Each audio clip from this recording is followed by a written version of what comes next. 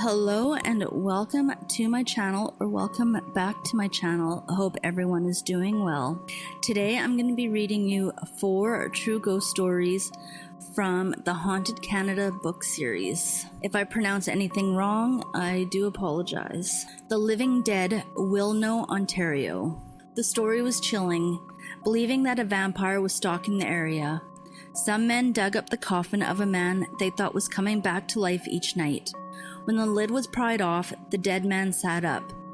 Instantly, the bravest among them pounced, cutting off his head and quickly reburying his remains. Headless, he could no longer pose a threat to the living. Jan Perkowski, an American University scholar of Slavic languages and literatures, included this and other bizarre accounts in a report he released in 1969. After interviewing several unnamed individuals in Wilno, Ontario, a small village just south of the eastern tip of Algonquin Park. Wilno is the oldest Polish settlement in Canada. 1859, its first settlers came to the area from the Kazubi region of northern Poland. The people of Wilno are proud of their heritage. When various mainstream newspapers and sensation-seeking tabloids picked up on Perkowski's report with lurid headlines screaming that vampire beliefs lived on in the Ottawa Valley, the proud people of Wilno were furious. They got even angrier when they learned that the Museum of Man in Ottawa, now called the Canadian Museum of History, had paid Perkowski to do his research as part of his preparations for an exhibition on Slavic culture in Canada. Why? They wanted to know. Would the government pay for something that would make them the object of ridicule? Perkowski stood by his report. He had interview transcripts and completed surveys to back it all up. Besides, some reporters wondered, why were there so many white crosses along the roadsides around Wilno, if not to ward off vampires?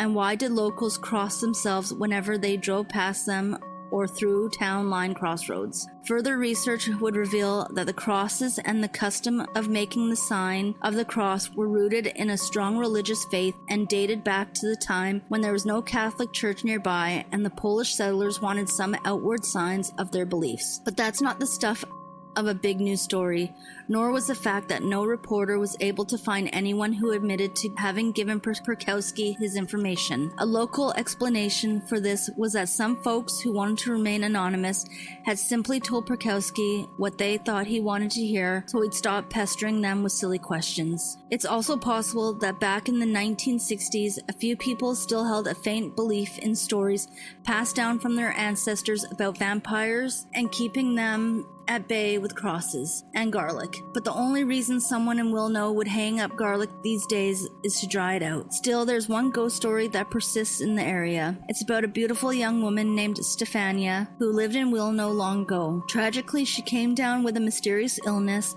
that left her ranting and feverish. At night, she would escape from her father's house and walk through the village, her eyes glowing in the darkness.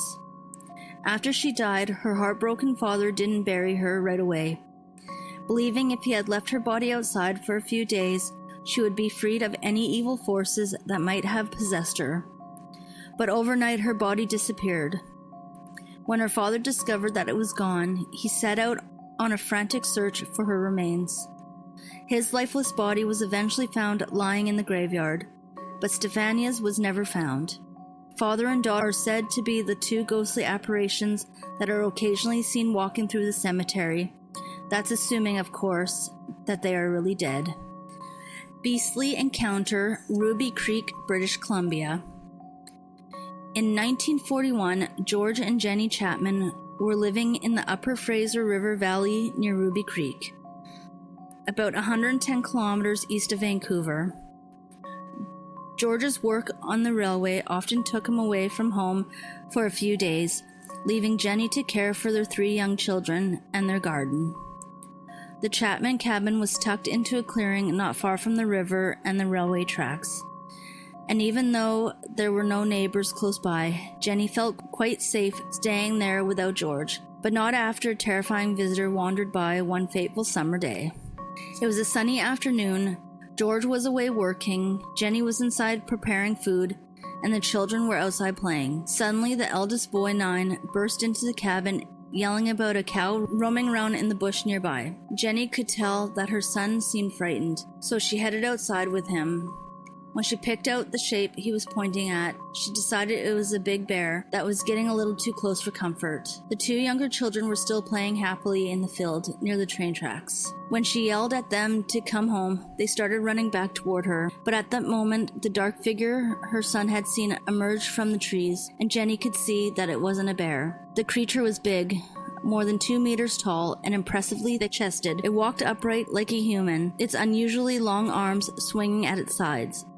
As it got closer, Jenny saw that its entire body was covered with long reddish-brown hair, about 10 centimeters long, longer over its smallish head. From a distance, its face and hands appeared to be black. She had never seen anything like it, and she wasn't going to let it get anywhere near her children.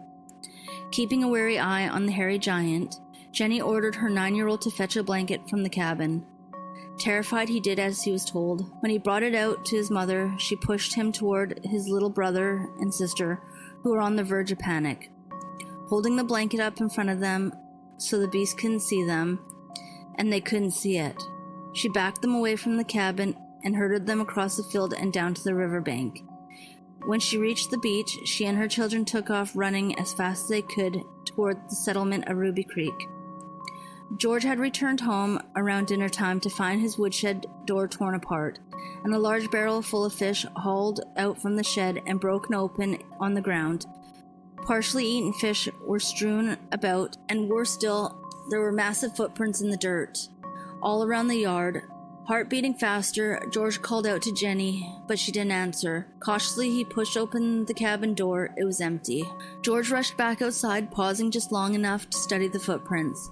They looked as if they'd been made by something at least as big as a bear, but the markings weren't those of bear paws. They were more human in shape, but they were far too big to have been made by an ordinary man. Then George spotted more footprints leading away from the cabin. Following the trail left by his family, he reached the river and made for Ruby Creek. There he found them staying with a relative, safe but still very upset. When George decided to bring his family back home the next day, 3 relatives agreed to return with them. For several days they kept watch while George was at work, but no one saw the hairy giant again. For nearly a week, though, they woke up each morning to find fresh giant footprints in the yard, and on 2 separate nights the family's dogs barked and howled for several minutes, disturbed by something lurking outside in the darkness. No one was hurt and nothing else was damaged, but the stress took its toll on the Chapmans. No longer feeling safe, they finally packed up their belongings and moved out of the cabin for good. Visits from a mysterious creature known locally as a Sasquatch had driven them from their home. Giant footprints, Schefferville, Quebec. More than 50 years ago, an Innu hunter named John Pistatut, who lived near Schefferville, Quebec, returned home with a tale so strange not even his family and friends were willing to check it out. Pistatut was out hunting when he came across some huge footprints. The tracks looked human in shape, but they were so large that no person could have made them. Pistatut bent down and laid his left arm into one to get a rough measure of how long it was.